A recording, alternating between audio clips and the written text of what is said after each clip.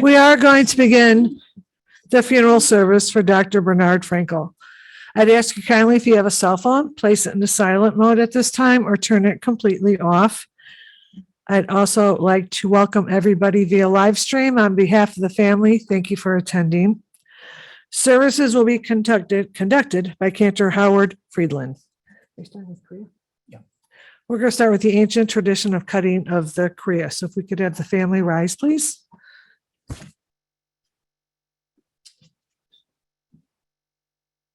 So it's said in our tradition that when Jacob heard of the supposed death of his son Joseph, he was so overcome with grief that he tore his clothes, he tore his garment. And this is the ceremony of Kriya, to tear. Today, even some people will tear a suit or a dress or a shirt. Today we tear a black ribbon. And we wear it for the period of Shiva, for the next 7 days of mourning, for Shloshi, the next 30 days, and you may want to wear it even afterwards to show everyone you come in contact with that your heart is broken and to treat you with kid gloves. And we say these words before we tear the ribbon. Baruch atah Adonai Eloheinu melech haolam dayan hamet. Blessed are you, Adonai, our God, the true judge. Adonai natan v'Adonai lakach, v'Hishem Adonai nevorach. God has given, God has taken away. Blessed be God's name. And it may seem counterintuitive to say these words on a day you feel so much grief. But in saying them, we acknowledge the all of life, that nothing exists without contrasts, and for all the good and the love and the joy that Bernie contributed to your lives. It's time to say goodbye. But we know that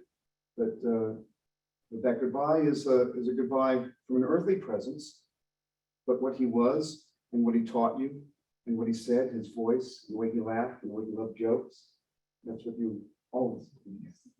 So.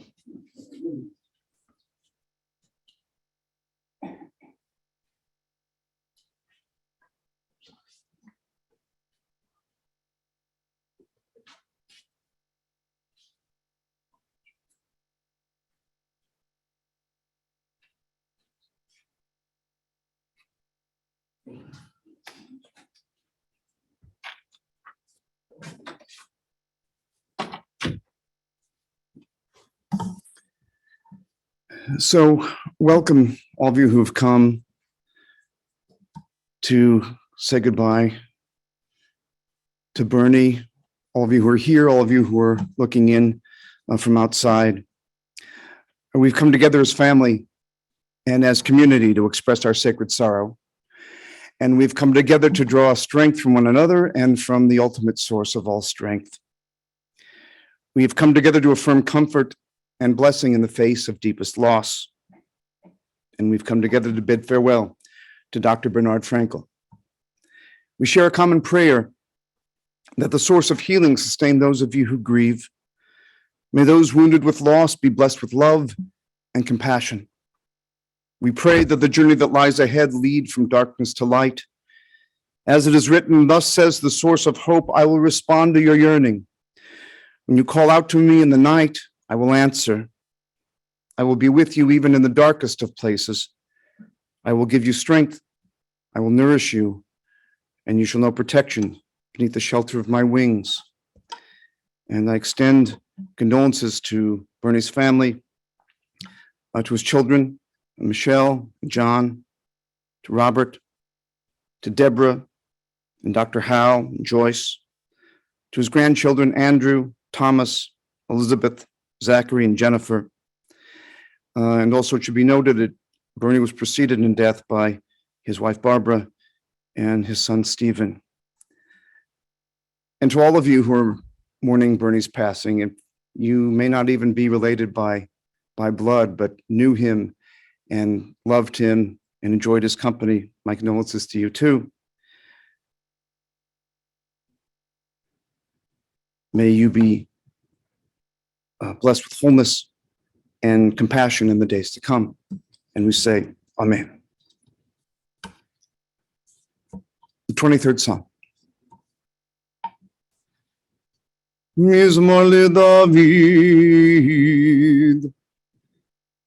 אדוני ראוי לא אחסור, בינות דשא ירביצני, על מי מנוחות, על מי מנוחות, ינחלני.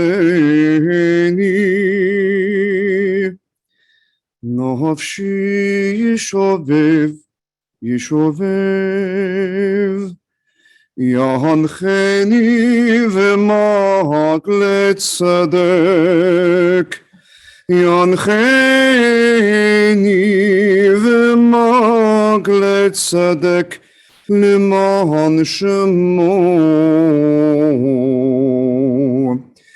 גם כי אלך בגיא צל מוות, לא יירא,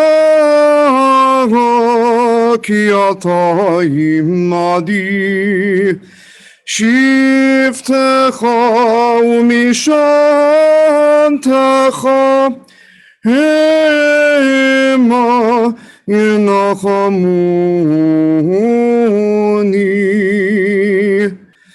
תוך לפני, לפני, שולחן נגד צורריי, נשענת לשמן ראשי, כוסי רוויה.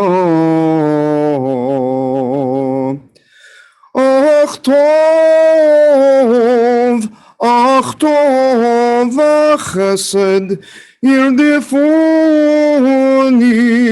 כל ימי חיי, ושבתי בבית אדוני לאורך ימים.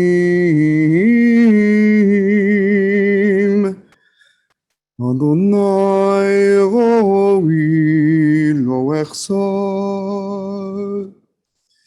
אדוני ראוי לא אחסר.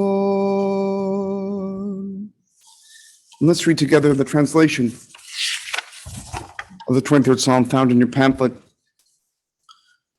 The Lord is my shepherd, I shall not want. He maketh me to lie down in green pastures. He leadeth me beside the still waters. He restoreth my soul. He leadeth me in the paths of righteousness for his name's sake. Yea, though I walk through the valley of the shadow of death, I will fear no evil, for thou art with me. Thy rod and thy staff, they comfort me. Thou preparest a table before me in the presence of mine enemies. Thou anointest my head with oil, my cup runneth over. Surely goodness and mercy shall follow me all the days of my life, and I will dwell in the house of God forever. Psalm 121, Esai enai el harim, me'ayin yavo ezri. Ezri me'im Adonai oseh shamayim ba'aretz. My eyes look into the void, from where will my help come? My help comes from my very source, the fashioner of order and harmony. Your guardian will catch you when you slip. Your shelter will protect you while you sleep. Your night will not last forever, for your protector will surely bring back the sun in the morning. Your source will watch over you at all times. And as you came into this world, swaddled in loving embrace, so shall you leave. From Kohelet, the book of Ecclesiastes. דור הולך ודור בא, והארץ לעולם עומדת. וזרח השמש ובא השמש, ואל מקומו שואף. זורח הוא שם. הולך אל דרום, וסובב אל צפון, סובב, סובב הולך הרוח, ועל סביבותיו שבה רוח. כל הנחלים הולכים אל הים, והים איננו מלא אל מקום שהנחלים הולכים שם, הם שבים ללכת.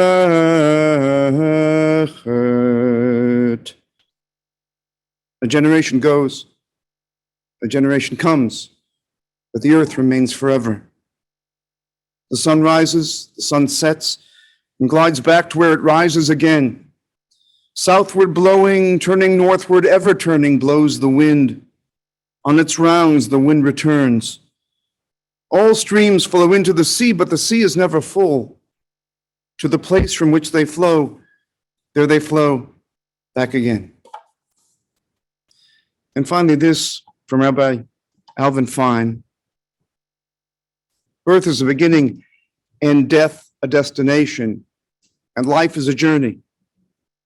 From childhood to maturity and youth to age, from innocence to awareness and ignorance to knowing, from foolishness to discretion and then perhaps to wisdom, from weakness to strength or strength to weakness and often back again, from health to sickness and back, we pray, to health again, from offense to forgiveness, from loneliness to love, from joy to gratitude, from pain to compassion and grief to understanding, from fear to faith, from defeat to defeat to defeat, until looking backward or ahead, we see that victory lies not at some high place along the way, but in having made the journey stage by stage, a sacred pilgrimage.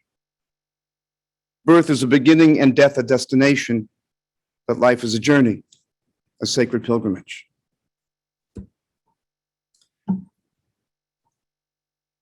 The Torah is the sacred book of the Jewish people, and it is some parts history, some parts myth, some part laws. It's not really chronological. Some parts of it are taken from other cultures that were written before and put to use for our purposes. But it is the book that everyone, no matter what stripe of Judaism they practice, reads. And they read the same words. We read the same words every week. And we're told not to add to it nor subtract from it. The best characters in the Torah, and I think this is its brilliance, show us how to live a meritorious life. And the worst characters in Torah, including God at times, show us how not to live our lives. And I guess the magic is that often those characters embody each of those traits, just like we do. And it shows humankind in all of its colors, the good and the bad, and that we're just all human beings trying to do the best we can. We're imperfect, and trying to answer the questions we have of how we got here, why we're here, what our purpose is here. And I guess for a lot of us, what we leave behind and those things that we value and cherish, our thoughts and our love, how do we leave it behind to those who succeed us? And everyone, I believe, no matter how great, no matter how humble their life is, leaves a Torah scroll for us to follow. And it would be enough for us to come here and memorialize Bernie's life, but better to do that and to leave here, walking through these doors as we exit, having been changed in some way by Bernie's life, and maybe living our own lives a little bit differently, maybe a little bit better. And so it is, we're going to call on people today who knew Bernie intimately to offer his Torah, his scroll.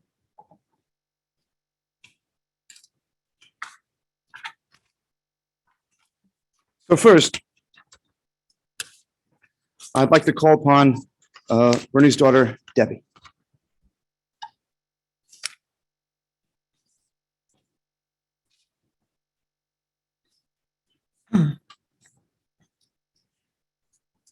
Dad always had a thing about time. He always wanted to know, what time is it? He had about 20 different clocks, Westminster, cuckoo, grandfather, you name it, he had it. Even when he could no longer see, he had a watch that would talk to him and tell him the time and even the date. He was always on time. I mean, really on time, up to the minute.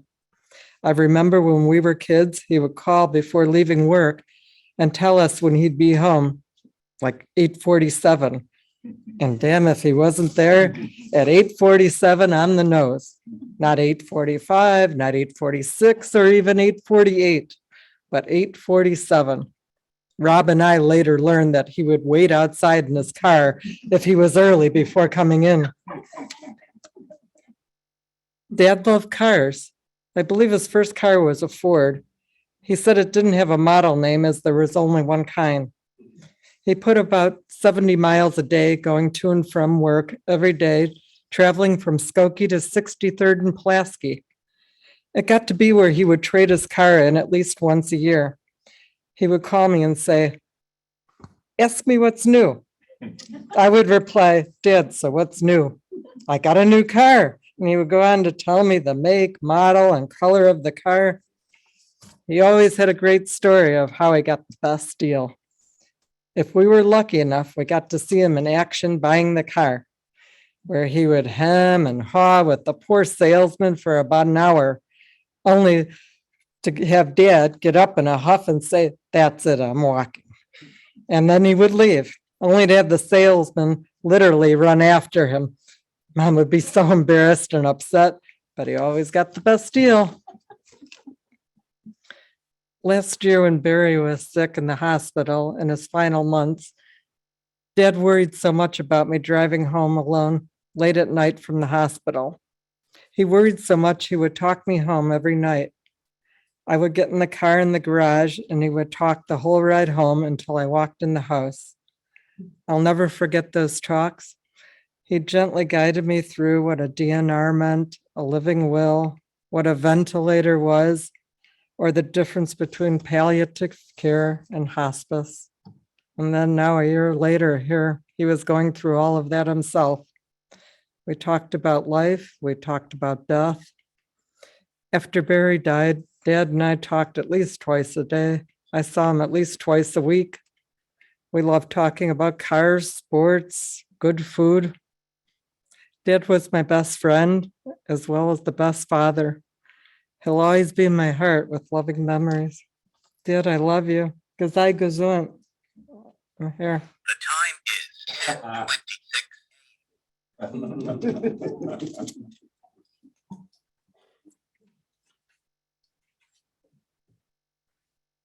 Thank you, Debbie. And now we'll hear from Bernie's son, Hal, and his wife, Joyce.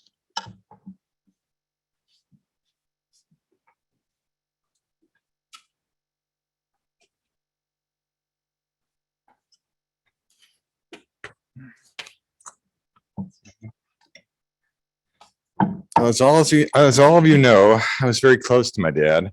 He's a father to me, he's a friend to me, and because we shared the same occupation, a teacher to me. His death will be a huge loss for me. However, I want to try to keep this with levity.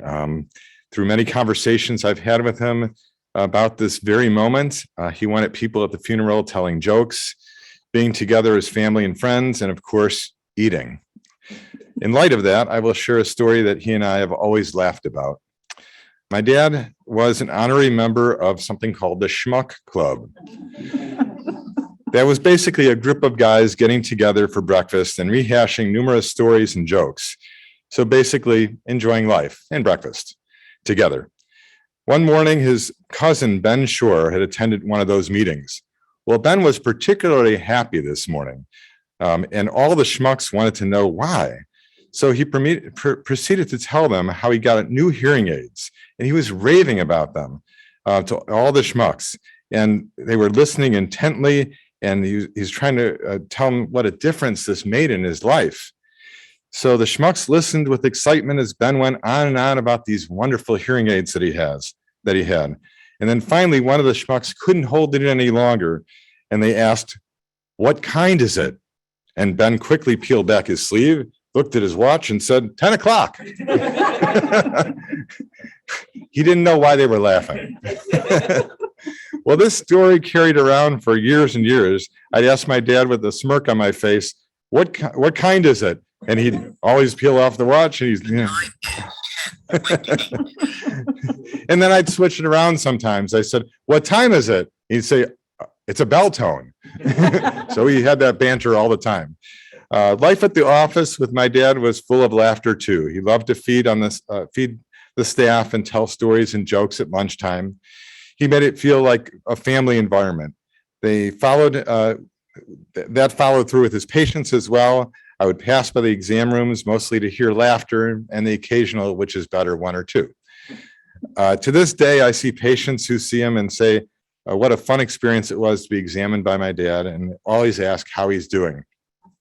He taught me how to be a hard worker, at the same time, have fun at work. He often would say his occupation was his avocation. And of course, after a long day of work, when we thought everything was over, Joyce would be saying, I would be waiting all day long for him to come home with the two kids. And he'd come in, give us a kiss, and then he'd get on the phone with his dad after working with him all day.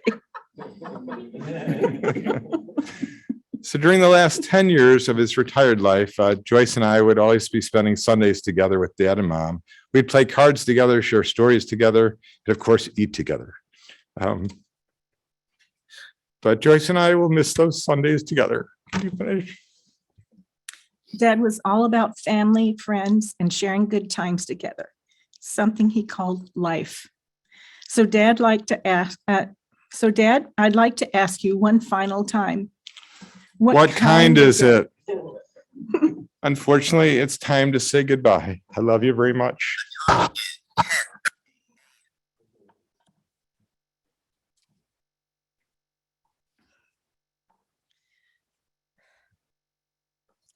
remember the first time I met Hal's parents 32 years ago. Hal and I had only gone out on 4 dates, but we had been talking in the hallway at the Illinois College of Optometry for 9 months before we started dating.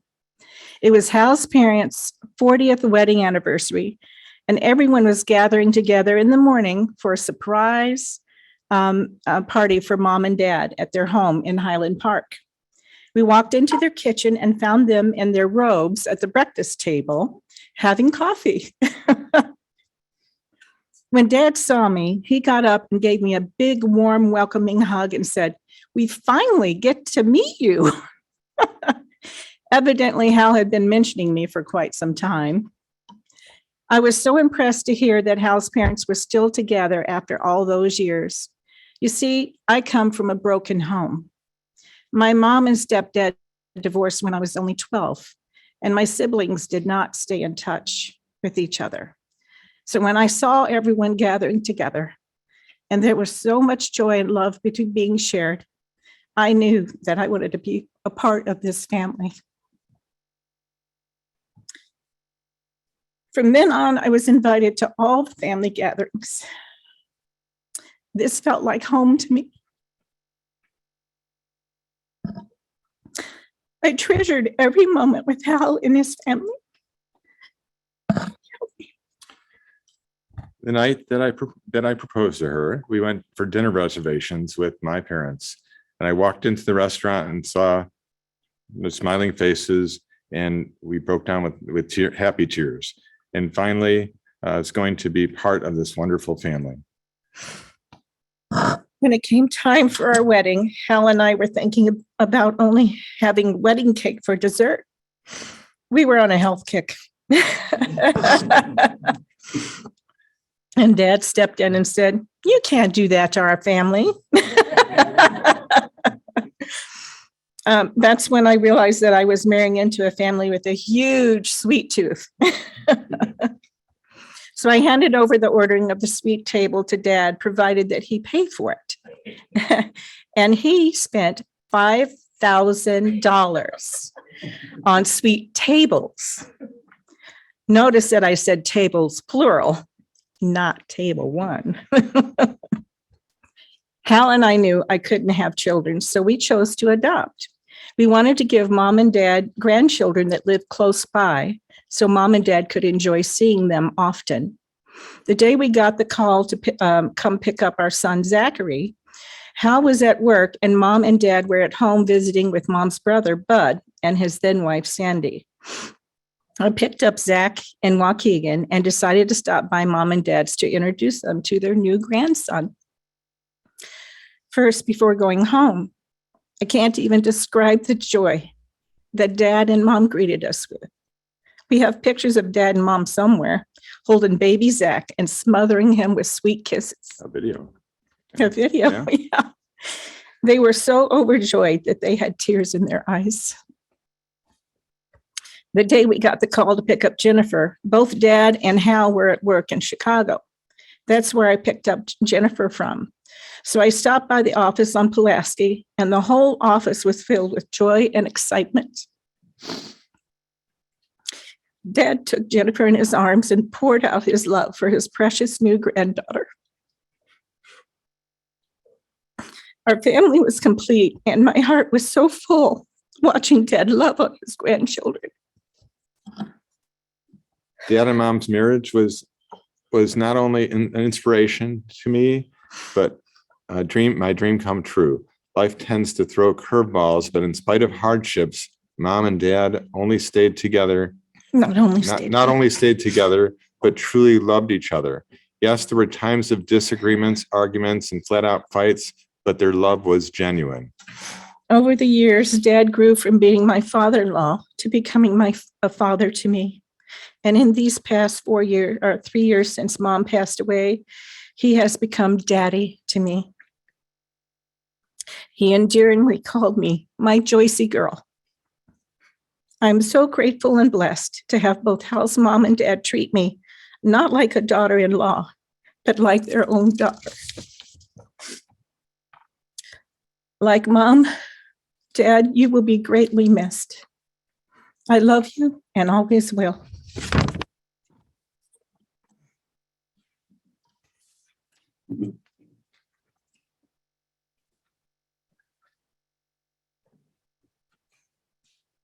Thank you, Hal and Joyce. And now we'll hear from Bernie's son, Robert.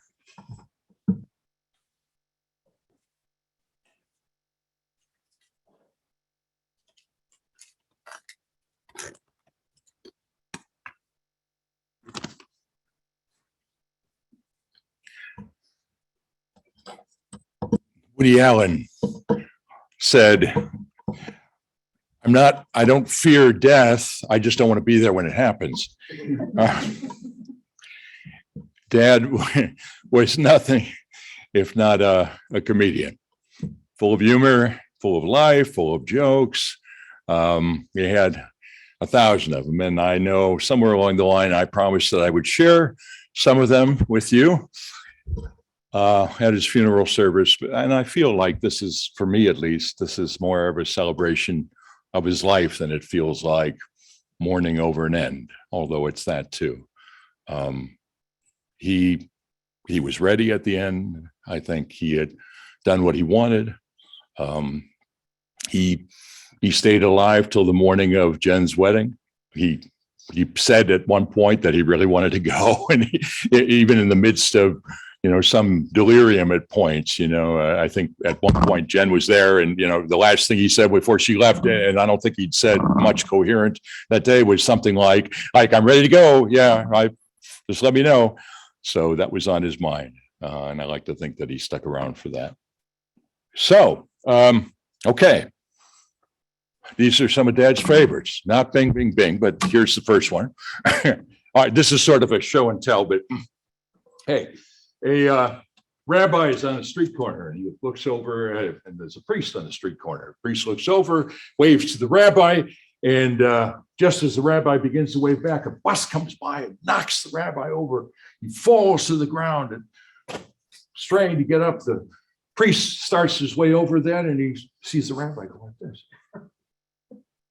He says, Rabbi, are you okay? Oh yeah, I'm fine. He said, but I saw you crossing yourself. He said, no, I was just checking. Spectacles, testicles, watch, and wallet.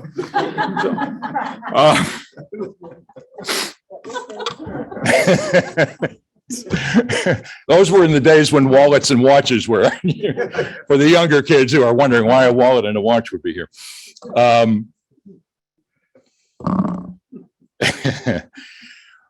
Dad was not a perfect man. Who is, right? And I think you mentioned something like that too.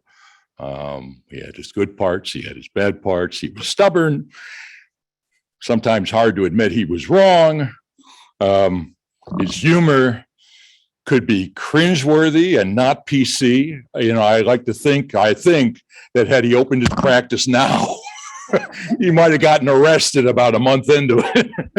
So, but, and I think that he was gracious enough to share all those wonderful and not so wonderful traits with us, being my siblings to some extent.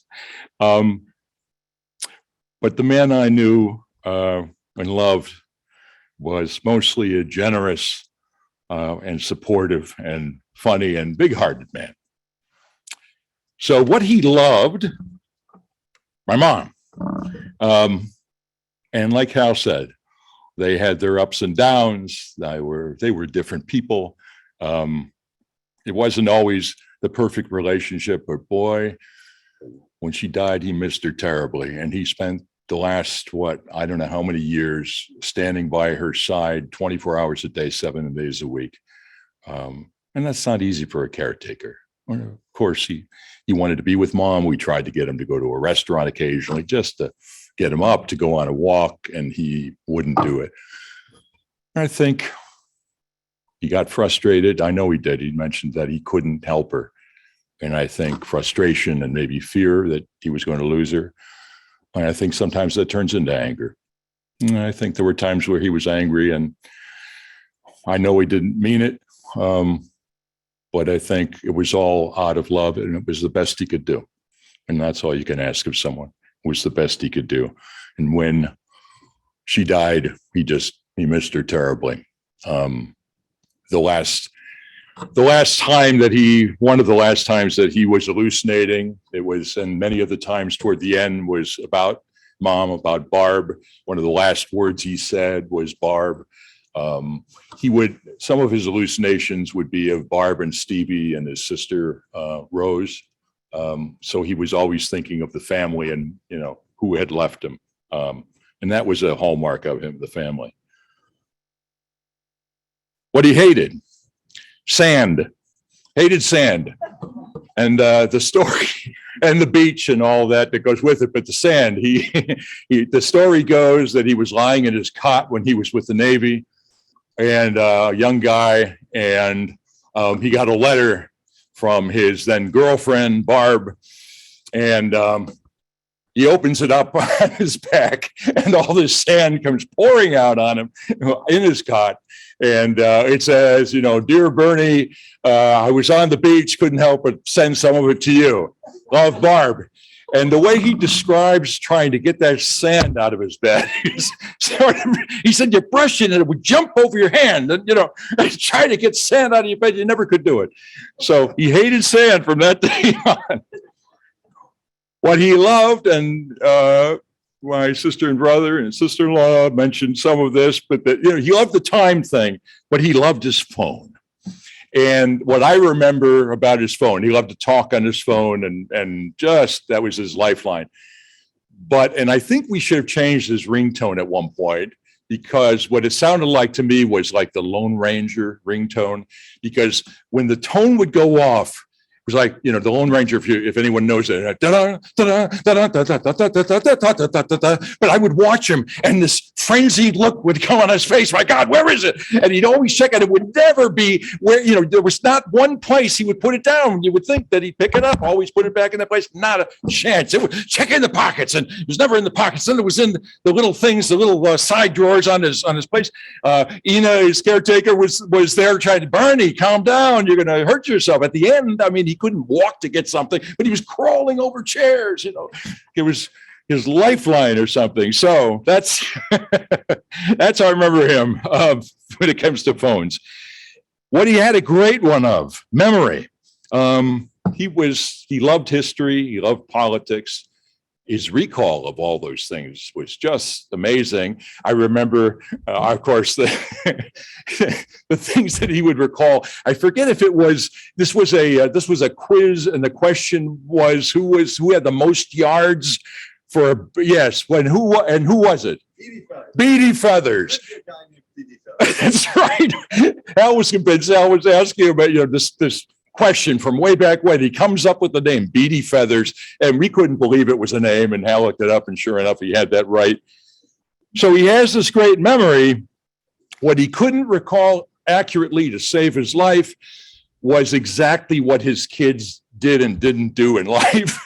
And my example is, like if Shelley got if you got a piece of art hung in a gallery, his version of it was she just got into the Louvre.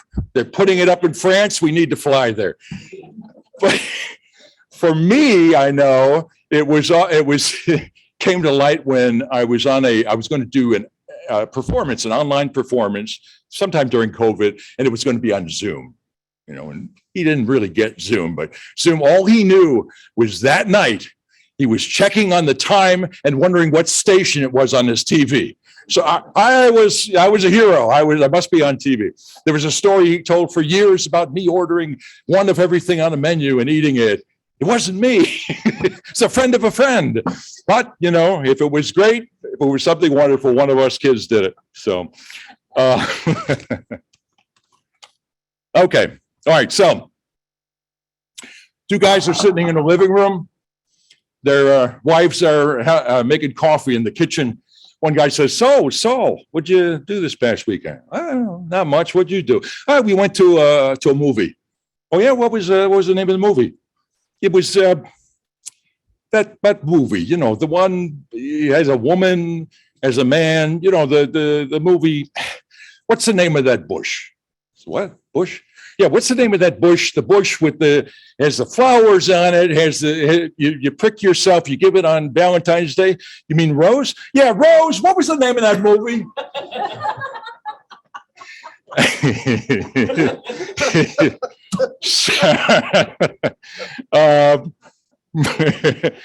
He always said about jokes that if you could just get a person in the room that could share some jokes with them, throw one or two in, he could go for hours. He just had this litany of jokes off the top of his head. What he believed was that everyone could and should be able to laugh at themselves. What he believed incorrectly was that everyone could and should be able to laugh at themselves. Not everyone could. There were some times when we would, like I said, we would cringe, Dad, no, this is not the right time for that, or it's 50 years too late for that joke. And that was Dad. It wasn't always proper, but knew where it was coming from. He wanted to make people laugh. What he made me feel was very supported and loved. And I went through some hard times after my divorce, in particular, as far as what I was going to do with my life and how I was going to make a living. And he was always there to talk to. He was always there financially. And I watched that with several other people that he helped financially. His money was my money. What he had was what other people had. And he was more than generous in helping me with thoughts and helping me get through all that. Two Jewish garbage men. They're on a truck going through a Jewish neighborhood, and one turns to the other. He said, it's a windy day. The garbage is starting to blow all over. What do you want to do? He said, go out there. I want you to get on the truck and kind of hold it there. Hold that garbage. Keep it from coming. Lie down on the garbage. Lie down like this. So they're going along like this, and it's working. None of the stuff is flying away. And they pass two guys on a porch. And one looks at the other and he says, look at that. Somebody threw out a perfectly good Jew.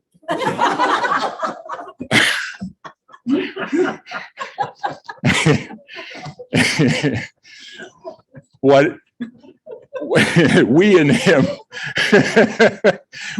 him were so grateful for after Mom died was, a caregiver that came into his life and our life a friend, a confidant, a boss. She kept him alive in many, many ways, but mostly she kept him in his place. She was not afraid to stand up with him, stand up for him, and he needed it, and he deserved it, and he laughed at it too. And they became best friends over time. Maybe he started a little rocky. He wasn't easy to help, Dad. He wasn't someone you could walk in and say, here's how you do this, or you shouldn't do this. Really, that was tough. But by the end of those 3 years, they were stuck together, and his life, our lives wouldn't have been the same. I don't know truly whether he would have lived as long. He was quite depressed after Mom died. So when I think about who Dad was, he was a man who lived for his family. He would say, whenever we got together, like now, it warmed his cockles. He was fond of saying that, and then give you a look like, cockles, get it? You know. So, hey, Dad, we'll just imagine. One more thing that I wanted to mention was at the graveside service, if you happen to come, you will see something at the end of it. You may say, that is weird. Those Frankels, what are they doing? We had this tradition, and it's been going on, Debbie tells me, for like 25 years, you think? Yeah. Okay. I think that Debbie started it on a cruise ship, but I'm not sure. Anyway, at the end of any dinner that we go out to, pretty much anywhere, in a restaurant, certainly, we would always say, we would always get them, and we'd all look, yeah, now, okay, everyone's ready. And we always took him by surprise. We'd say, Dad, and he'd look up, and we'd all throw our napkins at him. I don't know why, but it made him laugh. And it was sort of our salute to him, I suppose. So you may see several people at the graveside as the casket goes down, throwing their napkins in their final salute to Dad. I want to leave you with one last joke because it seems appropriate for this. And it may be like a 50s, 40s kind of joke, but this was his joke. He said a guy is in a hospital, and he dies. And they come in with the paddle. His heart is doing one of those flatline kind of things. They try to get him going. 3 minutes, 5 minutes, they can't get him going. They try resuscitation. They try pounding on him. After 11 minutes of death, he finally comes back to life. They say, oh my God, you were dead. You must have seen God. And he said, I can't talk about it. But you must have seen him. What's he like? What's he look like? I can't say. The world's not ready for it. Well, give us a hint. Can you tell us just a little bit about it? He said, well, she ain't white. So, Dad, I love you. Sweet dreams. I loved every part of our lives through thick and through thin. I'm so glad to have been your son. Thank you.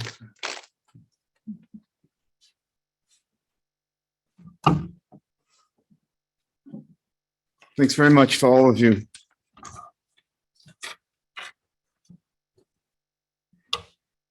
So Rob and I spoke on the phone the other day, and also spoke to Debbie and heard from Michelle. I just wanted to make an observation. All of you are so warm and loving, and some of that certainly has to do with Bernie, passing that down to you.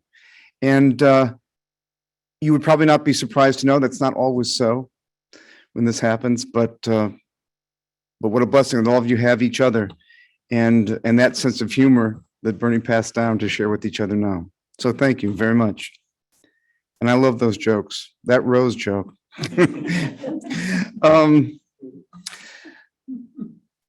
So Bernie was born May 22nd, 1927.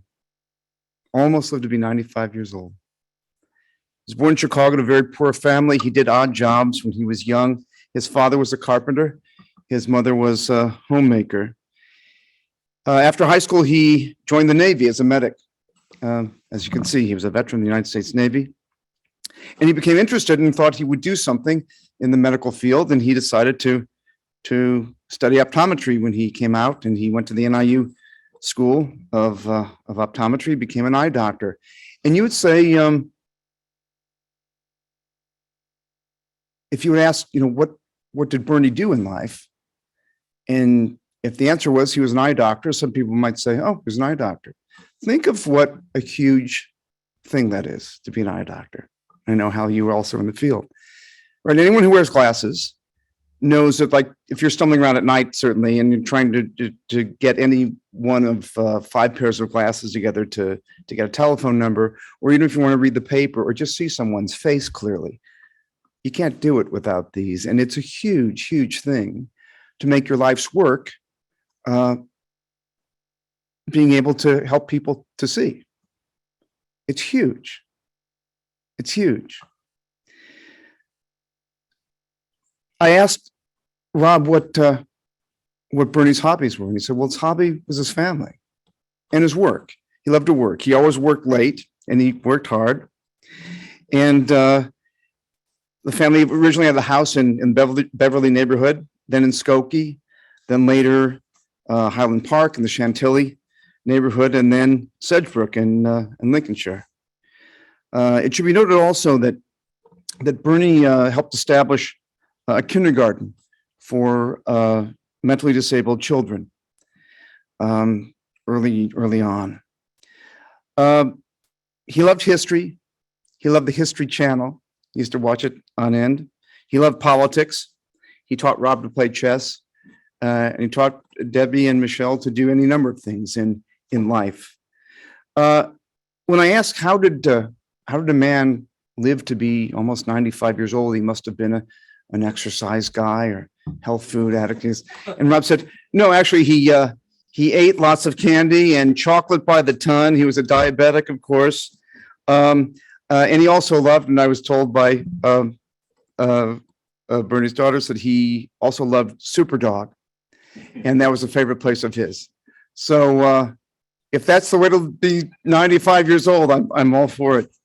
But it's interesting that recent studies of longevity say that although exercise is as close to the magic bullet as we have right now for living well, that it's people's relationships and connections that help them to live longer, right? And to be healthier.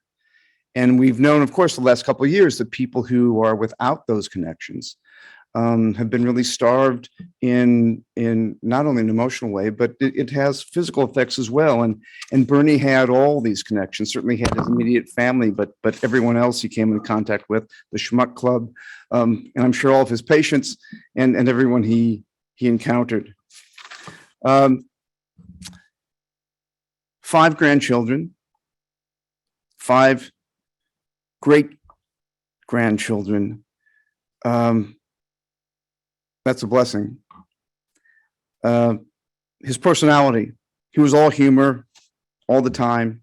As was mentioned, good jokes, bad jokes, bawdy jokes, but jokes nonetheless. And, to be fair, I always cut people who are older a little bit of slack. We are all products of our time. And certainly if you hang around a group of people who are your age, you're going to tell those jokes that you knew when you were, 12 years old on up. And if you don't have associations with people who are politically correct, then you may not be as in tune. But he reveled in his jokes nonetheless. He traveled a little bit to Israel. He took a trip to Israel, to Paris. He founded a company called Lens Coat, which was the first company to make colored lenses. You could get lenses. This is back. We didn't have the colored lenses or the colored contacts. You get blue lenses or whatever you wanted. And he founded that company with his cousin Steve, that he had sold, but had for many years. This should be mentioned. Bernie loved dogs, cats, birds. Pictures here attest. He loved animals of all kind. He owned several dogs. He had dachshunds. He had Tosh, the Dalmatian. He had Kashan. He had poodles. There is a blessing we say on Shabbat in the morning when we recite Pesukei de Zimra, the verses of praise. And there's one line that goes, Baruch merachem al habriot. Blessed is the one who has compassion upon all creatures. And to really appreciate animals as having, probably his dogs and cats as having a real soul and being real companions, not just someone you feed or water in the morning, but real souls, was also a great trait of Bernie's. He had generosity. He had humor. Should note also that, and as was mentioned, but I want to repeat it, his caretaker Ina, again, who took such good care of Bernie, and the family is really indebted. I was talking to Francis before the service, and you mentioned how Bernie and Barb really included you and your husband in all the family occasions whenever they had things at their home. He was really generous in that way too, really including people. Joyce mentioned that even though her relationship with her own family was checkered, that she really found a family in Bernie's family, your family, and he welcomed you in. That's a generosity of spirit and heart. We should not leave here today without saying that Bernie loved beige. He wore beige clothes. He had a sock drawer of mostly beige socks. And this is a great story I'm told. Evidently, he was shopping for furniture one day, and they couldn't find him. They were looking all over the store, and all of a sudden they said, "Oh, there he is, sitting on that beige couch." He blended in so well that they couldn't find him. But I said he's a man who knows what he loves. You love beige; it goes with everything. So it's great. In this last few days, Bernie had been in hospice, and he was blessed that his family, that all of you came in from far-flung places to see him. Debbie and Michelle and John came in from Arizona. Lizzie and Felicia came in from Eretz Yisrael, where Lizzie is studying to become a rabbi. On Thursday, they came in, and the whole family spent the day Friday and Friday night with Bernie and had a great evening. And he died the next day. And he was probably hanging on to be with all of you just one last time. And you know, that importance of showing up for whatever occasion it is, but certainly to see your loved one for the last time, is huge. And it seems that Bernie was a man who lived the way he wanted to, and he died the way he wanted to. And he died with everyone at his side. Not many people get that. So what does he leave to you, to us? That gift of humor, of being able to laugh at yourself, which is so important. That gift of generosity to those who are not only related to you by blood, but those who are in your sphere. And that smile that we see, that I saw for the first time today, but I know that all of you know and have known for years, that face of God, as we say, that we see God in the eyes of human beings, and what a face of God that was. Zichrono livracha, may Bernie's memory always be for a blessing. So rest in peace, Bernie. Rest in peace. Now I'll ask you to rise as you are able for Amalie Rachamim, the memorial prayer. El Malachimim, Shochen Bamramim, Hametzeh Minchonechon Tachat Kanfei Hashchina, B'Ma'alot Kedoshim Utechorim, Kezohar Akiyah Masirim, Et Nishmat, Berl ben Itzik ve'Eva, שהלך לעולמו. אנא בעל החיים הסתירהו בסתר כנפיך לעולמים, וצרור בצרור החיים את נשמתו. אדוני הוא נחלתו, וינוח בשלום על משכבו, ונאמר Amen. God, filled with compassion, whose loving presence ever surrounds us, bring final rest to the soul of Bernie, who has returned to his source. May the memory of his life shine forth like the brilliance of the skies above as it brightens our own lives, even now. May you, who are the source of all compassion, shelter him beneath the protection of your wings and bind his soul among the living, that he may rest in peace. And let us say, Amen. Please be seated.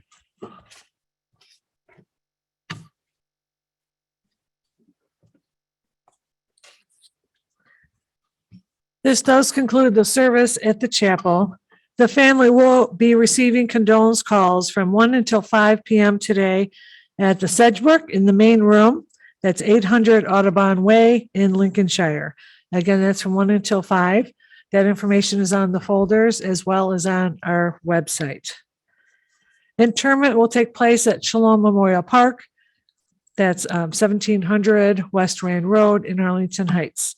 The procession will be forming in the parking lot.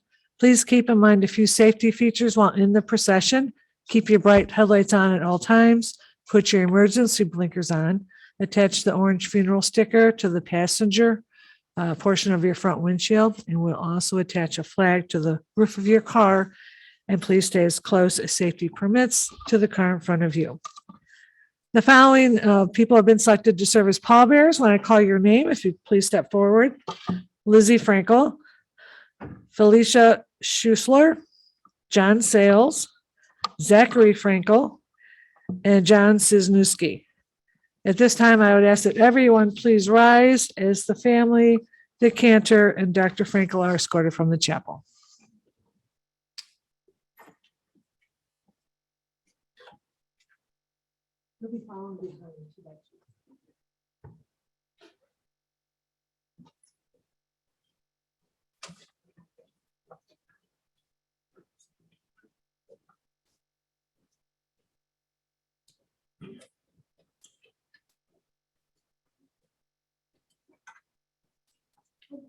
This way.